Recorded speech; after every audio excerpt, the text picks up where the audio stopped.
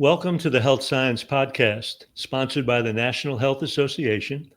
I'm your host, Dr. Frank Sabatino, and today I'm truly delighted to have as my guest Priya Acharya, who is a mindfulness consultant counselor, but also has been, involved in vegan activism with an incredible 6-part documentary called "Do No Harm," which we're going to really spend some time getting into because I find it and found it fascinating. So welcome, Priya. It's so nice to have you with us. Welcome to the Health Science Podcast, brought to you by the National Health Association, the oldest organization in the world championing the extraordinary benefits of a whole plant food diet and healthy lifestyle, as well as water-only fasting. We believe that health results from healthful living and focus on evidence-based science that promotes the health of you and your loved ones, as well as the health of all animals and the environment. We feature experts from a cross-section of disciplines within the plant nutrition, vegan, psychological, environmental, and animal compassion sectors. I'm your host, Dr. Frank Sabatino, the NHA's Director of Health Education. Thank you so much. Thanks for having me. Yeah, what I want to start with is because people are always interested. You're coming from a very interesting spiritual tradition, being Hindu yourself and coming from a very ahimsa background. And I want to really spend time with that because that's been a big important piece for me. And I think it's a big important piece for what this whole vegan movement really is and should be about. So I know that you spent your very early childhood years in India, and I'm assuming you were raised in a Hindu family. Is that correct? Yes, I was. It was a Brahmin Hindu family. And so part of that is to be vegetarian, to not consume meat. So my entire ancestry has, been vegetarian and not consumed meat. So then you moved to the U.S. around the age of 5 to 7, somewhere in there, I remember reading. And then so your family maintained that tradition when you moved to the States. So many people usually have some kind of aha moment or influence that kind of propels them into where you actually started from. So you didn't have that. So what were the influences as you grew that really motivated you to get closer to the path that you're on now, that you've been on for many, many years? Yeah, I think I was kind of an oddball in the sense that I feel like I've been interested in spirituality for like as long as I can remember. I used to read like Richard Bach, and I was interested in psychology, and I was exploring, like, do I want to continue being a vegetarian? And I did research and I did speeches for my debate team and original oratory, ending up, converting judges, and was the 4th quarter finalist in North Carolina. Just kind of made up and memorized a speech overnight, competing with veterans. And, afterwards the judges would tell me, like, even, if I didn't win the tournament, like they were sort of converted, and so I was sharing about like what's in a hot dog and so forth. So I was at a place where I truly believed like being a vegetarian was sort of the least harmful way to live, at different levels. And so I had that strong conviction about where I was at, and I thought it was kind of the highest good. And I was interviewed by Vegetarian Times. They had an article on teenagers who were vegetarian. So I've had this strong sort of, conviction about it. But I think it's remarkable that while I was researching back then, there was nothing that I can recall that came up about the harm with dairy. And so there was never a thought really about where the dairy I consumed came from. So you didn't have, there were no major revelations in terms of physical illness or any kind of changes of that nature that propelled you the next step to being actually vegan? I mean, you were very obviously solidly vegetarian, but were there any remarkable physical things that occurred in your life that may have propelled you the next step or to take that even a step further? Right. So I started hearing about vegans probably within about the past 15, 20 years, just very slightly, like I'd come across a vegan. And then I started to kind of hear about factory farming. But I, thought like, okay, something I need to look into. Maybe like cows aren't treated really well. But then I would think, well, since I'm from India, like I think it's probably really different, here in the US compared to how it is in India. So I had kind of these excuses, I suppose, to not look further. And I did have interest, I would say, within the past, 10 years or so. However, I was married to an omnivore, so every time I would express interest in being vegan or exploring it or continuing sort of a vegan detox at the beginning of the year, I would get pushback about having vegan food when it seemed like vegetarian household was not convenient for him, although he had, meat outside of the home. So when we got divorced in 2017, I felt like I no longer had that sort of resistance. And I had been getting more and more interested. And I was at this place of feeling like I now can, live a life that's truly authentic to me. And I saw documentaries like What the Health and Game Changers that further, validated my choice to be vegan. And so I transitioned in 2017, but I think I probably still felt like, I'm sure it's different back home in India. And so I had that sort of, I guess, I don't know, idealistic sense about life back home. And it was when I started going through my mindfulness meditation certification program, and we were studying the precept to do no harm.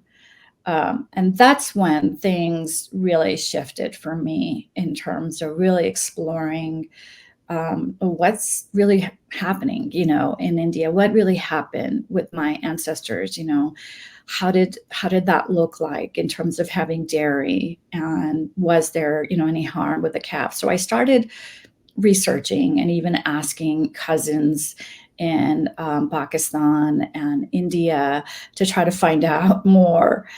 I really needed to feel a sense of peace around who am I, where did I come from? Right. And it was their alignment and integrity with ahimsa. And so these became really important questions for me as I was going through this program. And we literally had to sign, an agreement that we would do no harm, which is where the title of my documentary is coming from. Yeah, well, let's not go there yet. I want to build on something first. So before we do that, let's take just a very short break to hear from our sponsor, the National Health Association, and we'll be right back. You're listening to the NHA Health Science Podcast. Dr. Frank Sabatino here, encouraging you to check out the NHA membership. For just $35 a year in the US and $55 internationally, you'll have access to a wealth of resources, including our quarterly full-color print magazine, Health Science. Stay updated on the latest health tools, inspiring stories, and exclusive events like the NHA Conference and plant-exclusive cruises. Join us at healthscience.org/membership and make a difference in your life and the world. I'm Dr. Frank Sabatino, your host, and now back to the NHA Health Science Podcast, where more exciting insights await you. Welcome back to the Health Science Podcast. I'm your host, Dr. Frank Sabatino, and I'm here with Priya Acharya, and we're talking about her kind of evolution into really embracing ahimsa more in her life, moving into a vegan lifestyle. I find it really intriguing, and maybe you can set the record straight for me, because it's not only when you look at a lot of spiritual traditions, whether they be Buddhism, Jainism, Hinduism, whatever, Their fundamental tenets are the ahimsa tenet: do no harm, compassion, peace, and also doing no harm, not only in action, but in speech and thought. It's a really embracing philosophy.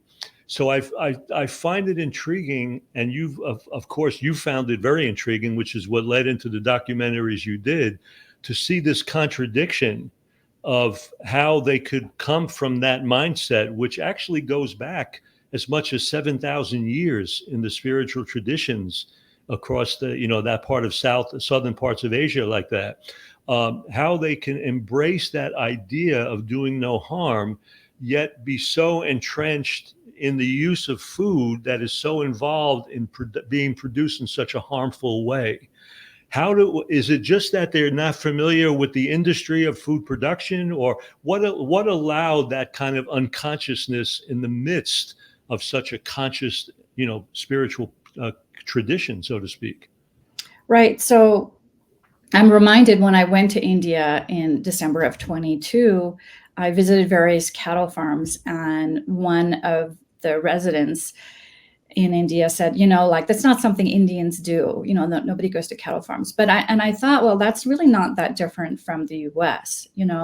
It's this separation, right, with our trip to the grocery store and getting the milk, and where that came from, to the grocery store and going all the way to the cows. Like, it's not who goes to cattle farms in the US, So I felt like there was that kind of similarity, the disconnect, I think, or the same in the US and in India. And so it was kind of a really atypical thing that I was going to the cattle farms, and, it's not something people here do either. So I think there is a separation, from the end product, just like here.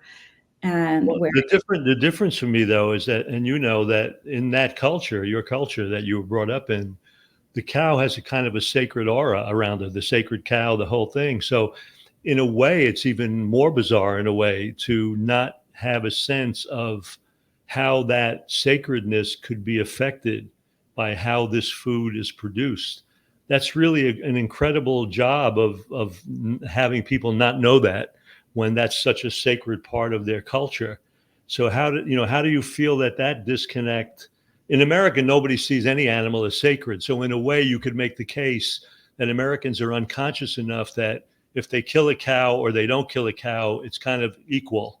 But in India, that's a really different mentality about what the cow represents. Can you speak to that idea just a little bit? Sure. Yeah. So, cows were everywhere. I took lots of footage of just cows on the road. So they almost, I think, become like part of the woodwork, the Right. wallpaper, So I think there's so much of kind of a normalization of meat, right, that it becomes sort of invisible, right, the whole industry, because it's so prevalent. So I think there is some level of that, like people see cows everywhere all the time, every day, from birth. They're just part of the landscape. I don't think they're necessarily connecting, seeing those cows on the road with the milk that they pick up at the grocery store or have delivered. And they're certainly not thinking about the calves, the babies. Right. They're not seeing them being killed, for instance. Right. So when did you first really become aware, and how did you become aware of the atrocities associated with milk and dairy production? How did that happen for you? So I did research here in the US, and I, came to understand a little bit more about what may be happening in India. I learned from my research that, for instance, cows that were not allowed to be slaughtered in one state could be smuggled to another. And so I had these kind of suspicions. And when I went there, I went to a cattle farm, for instance. My first visit, I saw a deceased calf. at the entrance to the milking area where the cows and calves were kept. So that was very blatant. And that cattle farm was owned by my mother's neighbor. And so we had a conversation a little while later about kind of the process. And she confirmed, like, this is what's done. The calves are, they're either starved or, they're picked up for, being turned into meat. So, she was very aware of that. And I don't think she was connecting that with the idea of ahimsa, and that, well, it's kind of a contradiction with being a Hindu, because they actually believed that there was no harm involved in milk production, basically, because if they felt that it was, they wouldn't be drinking it. So they had to believe that it was harmless. Yeah. She said, I didn't understand, she's like, I suppose who am I coming from the US to, understand the way they do things. And I'm sure there's an element of, just economics, what's here, with the dairy industry. It's like they do what they do for the economics of it. People have jobs. She has employees there at the cattle farm. But so who's to blame? Do you blame the middleman, you blame the owner, or the consumers? They all kind of work together, right, to create this scenario. Right. So what was the impetus then, and the motivation, let's get into it, to produce this incredible series that you did, Do No Harm? Talk about how that came to be, how that evolved, and what your big hope was for producing that. What were you really trying to achieve and accomplish with that? Sure. So, as I was going through the program and I was having to espouse the precept to do no harm, for me, it was somewhat of a, no-brainer as a vegan, because that's sort of the definition of being vegan, is not wanting to harm.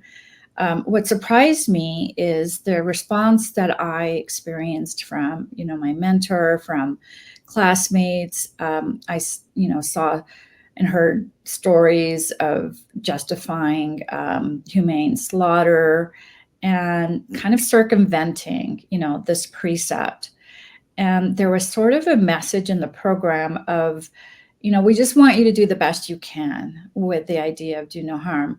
But like, we wouldn't expect something extreme from you, like being vegan, And so I was having to kind of point out to the administration sort of dismissive places in the program about veganism, and just incorrect information too, like not including Thich Nhat Hanh as being vegan.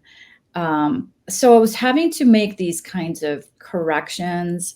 I pointed out vegan microaggression to my vegan teacher that I experienced with my mentor. I went through several months of having to sort out our issues, differences with my mentor, and he ended up going from vegetarian to vegan as a result. But I was realizing that, there is this disconnect in the mindfulness program with the idea of compassion and what does not harming mean, and becoming mindfulness teachers, not just teachers of mindfulness, but of compassion. So teachers of compassion, right? And how does one do that while consuming animals? And how does one talk about mindful eating while consuming animals, which I saw plenty of. And then I went on a trip, on a retreat to Costa Rica in 2022. And I realized that at the retreat, I was the only vegan. And so I was realizing that the problem is not just in my program, that it's the mindfulness community, like a non-vegan mindfulness teacher would go to a non-vegan retreat to get centered. that is just so prevalent, that there was no standard of being vegan to be a mindfulness teacher. And to me, that seemed like a contradiction. And after that trip is when I fully realized that I want to do something about this. And I had been interested in documentaries. I had studied some filmmaking. And that's when I decided I wanted to do this, and found a video editor. And that's when you put it together. So talk a little bit about, because this thing is a 6-part series, so it's covering a whole kind of historical tradition of dairy use. It's covering a lot of things. Can you talk a little bit more about, the all-encompassing nature of this documentary? Because I think people would be very interested in what it's about. And does it have an international distribution? Is it shown in many different countries, in many different places? So let's talk a little bit about that. So it's currently in post-production. So we are still trying to complete it. And I'm writing a related book on it. And it's, if you've seen the trailer, like, we're trying to touch on the experience in the US and in India. And so we're using kind of a narrative storytelling approach with how, I'm from India and I grew up here. So I'm able to talk about my connection to both countries. And, both countries are huge producers of dairy. And so it's relevant. So we wanted to make it more of a storytelling format, my story, versus, a lecturing data dump. Yeah, right. Yeah. So we feel that it's potentially more connecting if the audience can make an emotional connection with someone's journey. And the hope is also in that sense that, the possible defenses that could come up don't come up. And hopefully the message then can more easily trickle in if it's just watching someone's story. And Priya, I don't want to let this slip. Let's let people know where they can find you, learn more about you, understand more of what you're doing, and then, of course, eventually be part of that documentary, to at least participate and see it. So where can they go to follow you?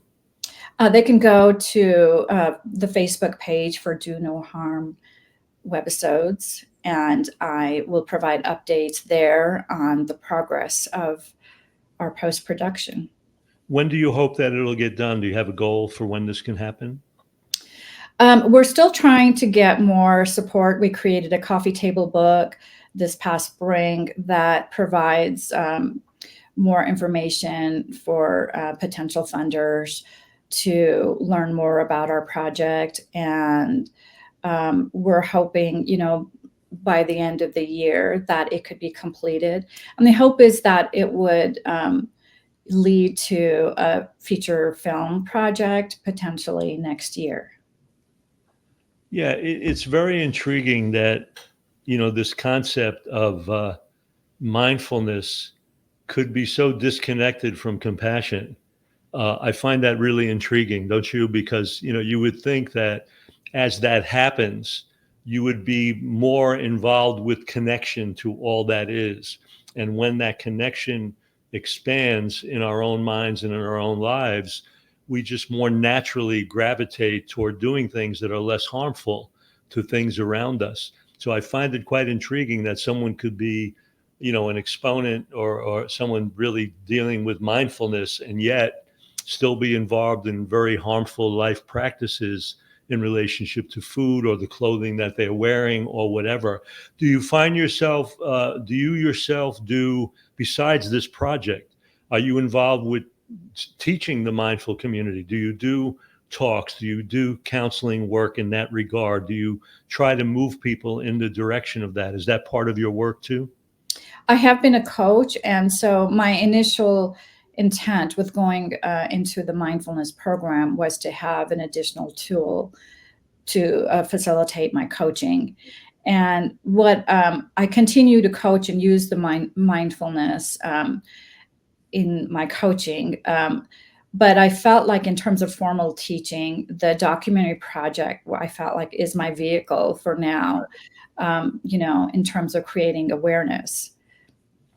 because these spiritual traditions have ahimsa as their base, whether it's Hinduism, Buddhism, Jainism, or whatever, have you found yourself or having any necessity to speak more with spiritual leaders of those traditions that may be disconnected from the compassion to food supply, more maybe directing it more at people and not necessarily to food supply? Have you had interaction at that level? Do you see that as being anything important to do, so that the spiritual leaders themselves, because if you think about it, I know my good friend Victoria Moran, when she did her movie A Prayer for Compassion, that movie was basically done because a lot of these religious leaders did not see how compassion extended to the creatures around them that were part of our food supply.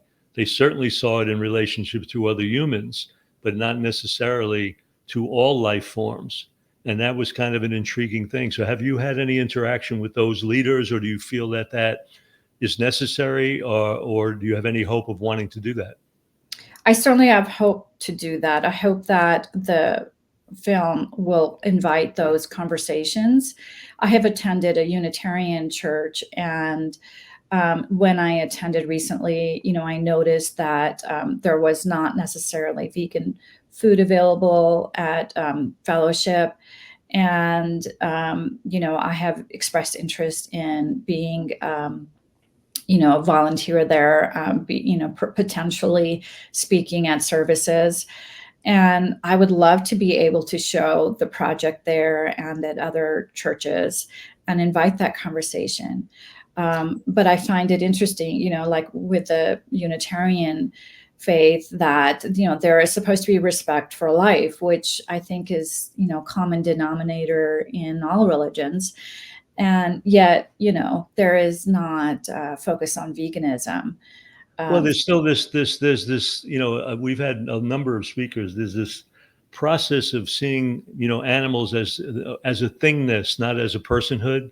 And that really is the disconnect, because until you realize that these are creatures that have agency, and, they have emotion, and they have family ties and connection and all of that, you're not really buying into the idea that we have to even be really concerned about them. There's a certain aspect of them just being things around us, not a sense of a personhood or an identity or personality. So it takes that kind of an evolution of mindset to finally get to that place where you can respect that level of life. And it's interesting because many of the religions and spiritual traditions don't do much to expand that consciousness.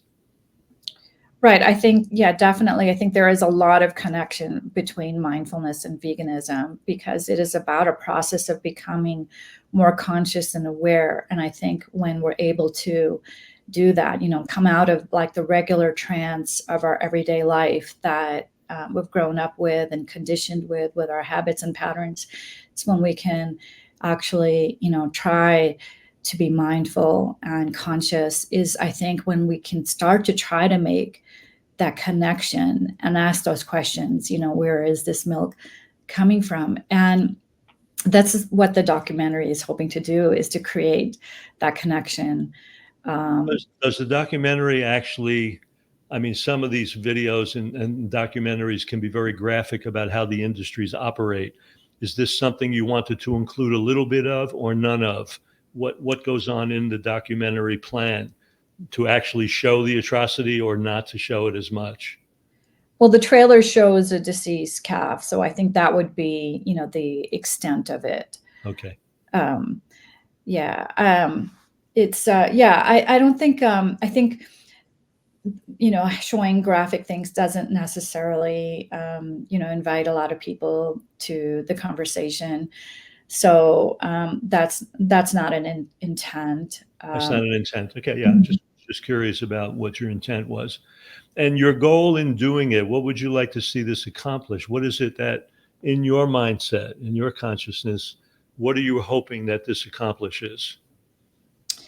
I hope that it creates awareness, and that they see it the way that it's intended, that it's not about blame, just like the trailer starts out with the images of the TVs and the commercials that we grew up with about milk. It's about just pointing out, like, we've all been lied to, and it's about us and we and versus you. Right. And so I hope it's taken in that light, that it's about creating awareness about what has been happening in our society, whether it's in India or in the US, versus blame. And, just to start to create that awareness, because you have to start from there, right? Before one, No question. Absolutely. before one can decide, do you want to confront this, internally, and whatever that takes for the individual, if they're ready to confront this themselves and go further or not. But it's at least a seed that's potentially planted about, for instance, what is happening with the calves. That may be enough for some people to consider a switch. Yeah, it's interesting because when you talk about spirituality, there's this idea that people usually link spirituality with religiosity, and they're really not the same things. Because for my money, spirituality, and someone presented this to me, and I agree with it, is understanding that there are consequences of our choices that affect things outside of ourselves. And the more that we have a sense of what those impactful things are, that's where spirituality really begins. So that, our choices are not limited by the borders of our own plates or our own individual kitchens. But when we choose dairy or when we choose meat, we're choosing entire industries of violence and harm that are, monumental in this world. They're huge, and they're causing destruction on all levels, whether it's climate, environment, loss of animals, all of it. So, what you're doing, that consciousness raising, has to start with that idea of a simple spirituality that understands that when we make a choice, it has consequences outside of ourselves. And what are those consequences? And do we want to participate in those consequences?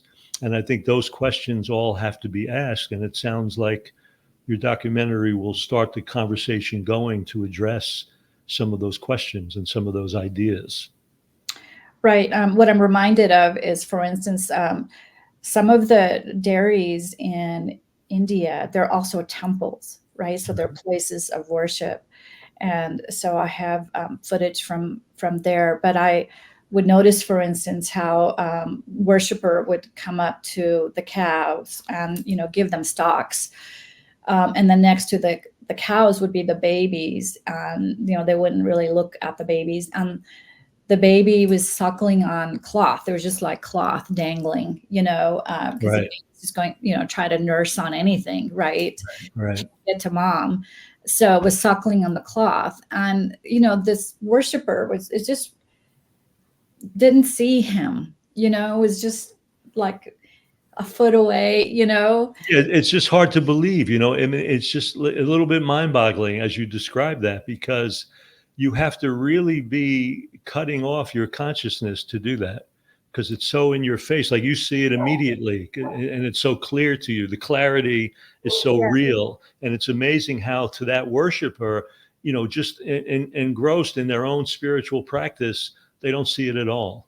It's just Right. it's invisible. It's remarkable to me. Yeah. So I was watching the whole scene, while he gave the stalk to the cow, and then he walked across to the temple to do his prayers, right? And I'm just watching this, and here's the calf, suckling on cloth. And Right, so right. there's obvious suffering here, and so what is this? Is this spiritual?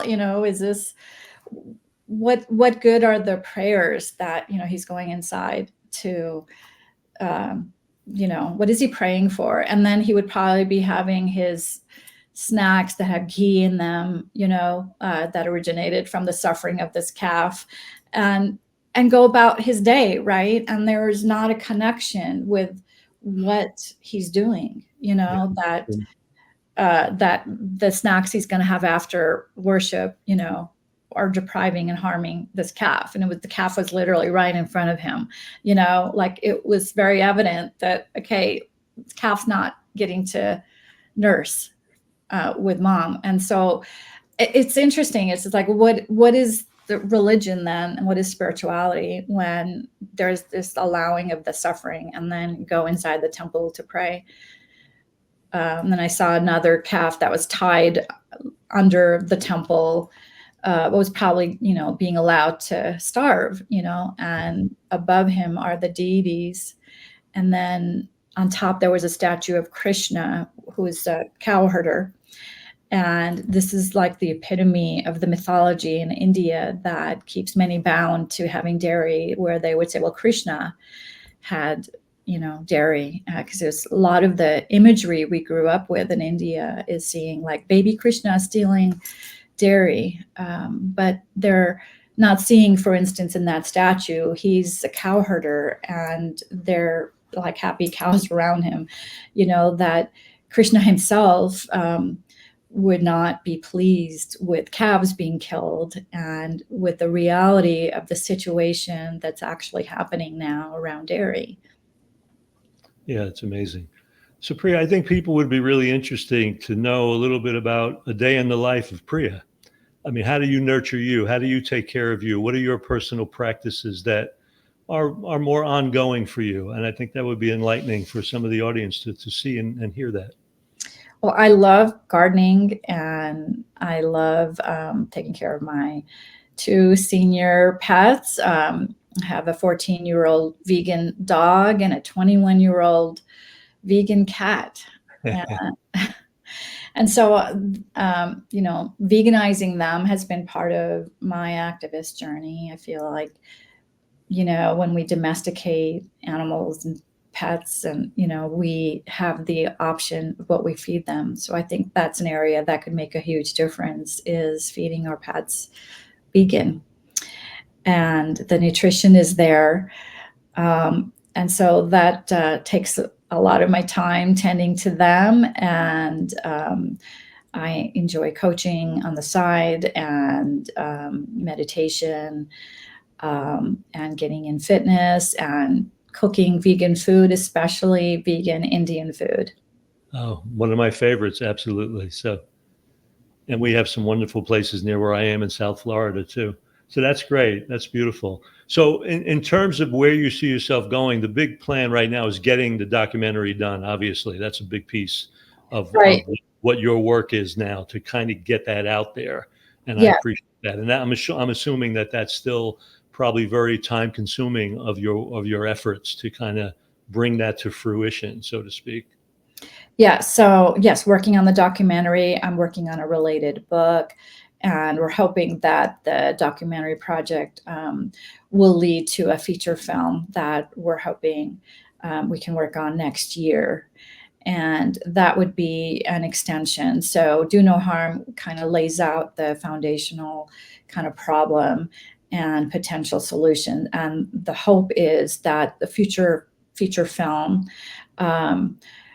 which we're planning on calling Holy Cow, would be addressing more of the solution, and that is focusing on all the options that are out there, vegan businesses, and the vegan lifestyle. Well, Priya, as we wind this down, do you have any final words you'd like to share with the audience out here? Yeah, I just invite everyone to, try to be more conscious and aware of the choices that we're making, and to try to look beyond, what we see, to actually think about, like, where does the milk come from, and to invite people to allow themselves to look more into that. Well, I can't thank my guest, Priya Acharya, enough for being with us today, sharing her heart, her journey. You can find her and follow her. You see the address scrolling across the show notes here, which are available to you. I urge you to follow her. I urge you to keep your eye open for the Do No Harm documentary that will be coming in the future. It will really, I believe, it's going to raise a lot of consciousness about the harmfulness of the dairy industry, milk production, things that really need to constantly be revealed to people, so we can break down this unconscious attempt to really harm animals in our path to eating more healthfully and living better lives. So I really thank you so much, Priya, for being with us today. And I want to thank all the people that joined us today, because without you, we can't do what we do. And I want to thank you for being part of this active, healthy community. And on behalf of the National Health Association, I'm your host, Dr. Frank Sabatino, and I look forward to being with you on the next episode of the Health Science Podcast. Priya, thank you so much. Thank you. You've been listening to the Health Science Podcast, brought to you by the National Health Association. Thank you for joining us today and for your commitment to evidence-based health science that backs a whole food, plant-exclusive lifestyle and contributes to the well-being of all people, animals, and our environment. I'm your host, Dr. Frank Sabatino. Be sure to leave a rating and a review, and we'll see you on the next show.